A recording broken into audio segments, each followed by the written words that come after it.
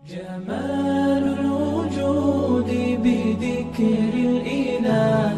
وتصفو الحياة بنوره. اسلام پرانا ہو چکا ہے اور وہ کام اس وقت نہیں دے سکتا،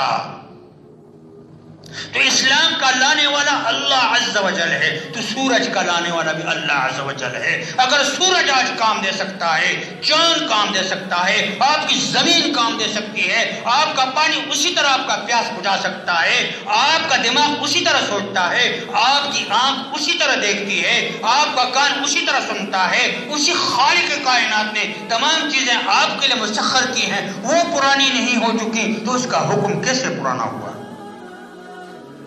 اب بات سمجھ رہے ہیں میری؟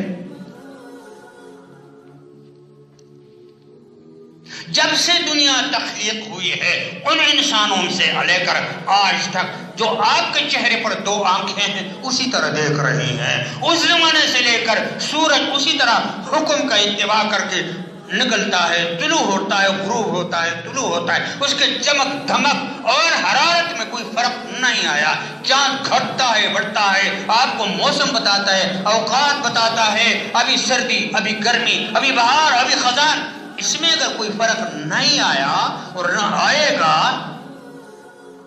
تو اس کے حکموں میں کیسے فرق آیا؟ آپ معاشی جتنا بھی منصوبے بنائیں، جس نے اس زمین کو پیدا کیا ہے، جس نے اوپر بادلوں کو حکم دیا برساؤ، وہ روک لے،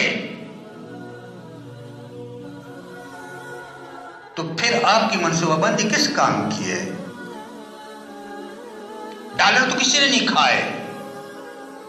روپے تو کسی نے نہیں کھائے،